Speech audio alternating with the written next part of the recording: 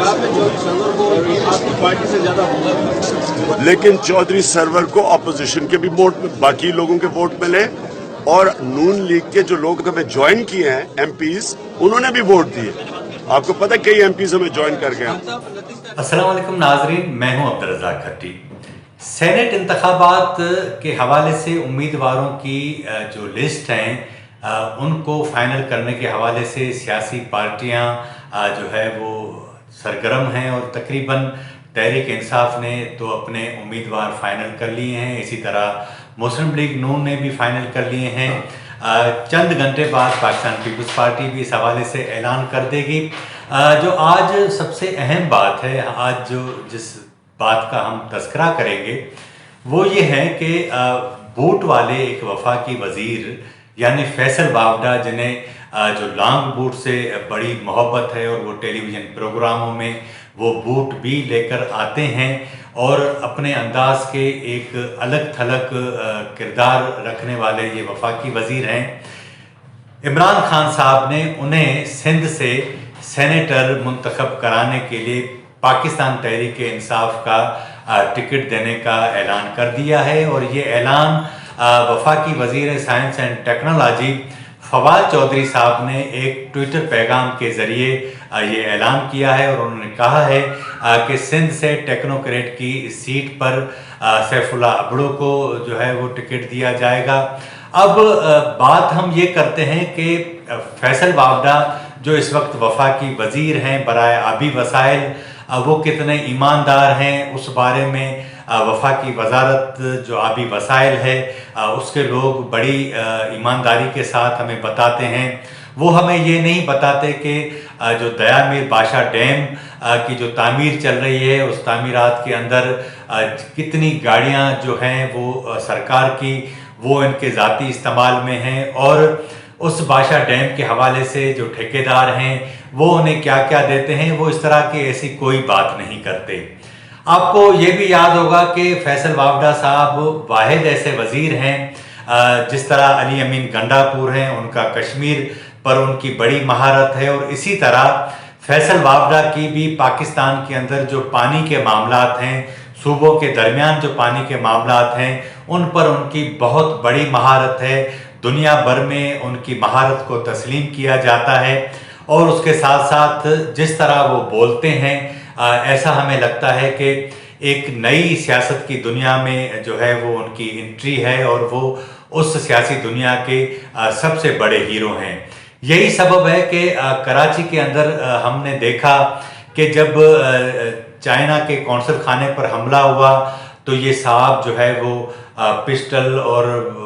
एक बड़ी जो है वो दबंग किस्म की उन्होंने एंट्री डाली। ऐसा लगा कि कोई सलमान खान आ गए हैं। फिर उन्होंने रिकॉर्डिंग भी करवाई, पिस्टल उनके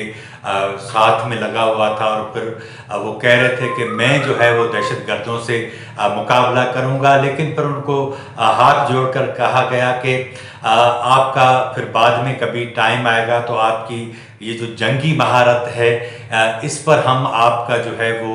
जो महारत है उसका इस्तेमाल करेंगे। अभी ये छोटे मोटे दहशतगर्द हैं, इनको हम खुद ही निमट लेते हैं। तो इस तरह की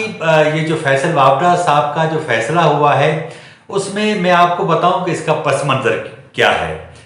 इमरान खान साहब जिस तरह दावे करते हैं अपने फरिश्ता होने के, वो जिस तरह कहते हैं कि सेनेट इंतखाबात जो होने जा रहे हैं उस पर अपोजिशन उनसे ताउन नहीं कर रही, इसीलिए उन्होंने मजबूरी की हालत में सदारती रेफरेंस उन्हें सुप्रीम कोर्ट भेजना पड़ा। अब उसके अलावा उनके पास ये भी चारा नहीं था कि उन्होंने फिर सदारती आर्डिनेंस भी जारी किया। ये दुनिया की ऐसी वाहिद हुकूमत है जो आइन में तरमीम के लिए कौमी असम्बली में बिल भी ले आती है, लेकिन जब सुप्रीम कोर्ट जाती है और सदारती रेफरेंस लेकर तो उसमें कहती है कि जो सेनेट के इंतखाबात हैं वो इलेक्शन एक्ट 2017 के तहत होने चाहिए। ये वाहिद ऐसे माहिर लोग हैं जो कभी आइन की पासदारी की बात कौमी असम्बली में करते हैं और वही काम अगर सुप्रीम कोर्ट के अंदर ले जाएं तो वहाँ ये कानून की बात करते हैं। इस प्रोग्राम के इब्तदा में आपने देखा भी होगा कि किस तरह इमरान खान साहब 2018 में जब सेनेट इंतखाबात हुए और उनसे सहाफ़ियों ने पूछा कि पीटीआई की तो 30-35 पंजाब के अंदर नशस्तें थीं, तो फिर चौधरी सरवर ने इतने वोट 44 वोट क्यों ज़्यादा लिए? तो खान साहब कह रहे हैं कि भाई हमें तो मुस्लिम लीग नून के लोगों ने भी ज्वाइन किया हुआ है, पीपल्स पार्टी के लोगों ने वोट दिया, वो बड़े फ़ख्र के साथ ये बात कर रहे हैं। अब वो कह रहे हैं कि ऐसा नहीं होना चाहिए। ज़ाहिर है कि यू टर्न एक अजीम लीडर की निशानी होती है और वो हमारे बड़े अजीम लीडर हैं, उन्हें यू टर्न हर रोज़ लेना चाहिए ताकि इस कौम को इस बात का एहसास हो कि उनका कितने बड़े जो लीडर हैं और उनके दौर में ये लोग जी रहे हैं, ये उनका काबिल फ़ख्र दौर है। लेकिन जो सबसे अहम बात है वो ये है कि जब इंतखाबात हो गए थे 2018 के, फैसल वावड़ा के खिलाफ एक दरख्वास्त इलेक्शन कमीशन में दाखिल की गई और उन पर ये इल्ज़ाम लगाया गया कि जब फैसल वावड़ा ने इलेक्शन कमीशन में कागजात नामजदगी जमा करवाए थे MNA के इलेक्शन के लिए,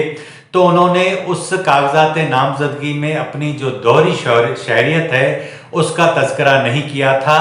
और इसलिए ही अब जो है वो उन्होंने इलेक्शन कमीशन से झूठ बोला है,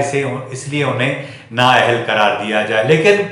ये फैसल वावड़ा साहब क्योंकि तमाम जो हुनर हैं उनके माहिर हैं, बड़े जादूगर किस्म के आदमी हैं, उन्होंने इस्लामाबाद हाई कोर्ट को भी इंगेज किया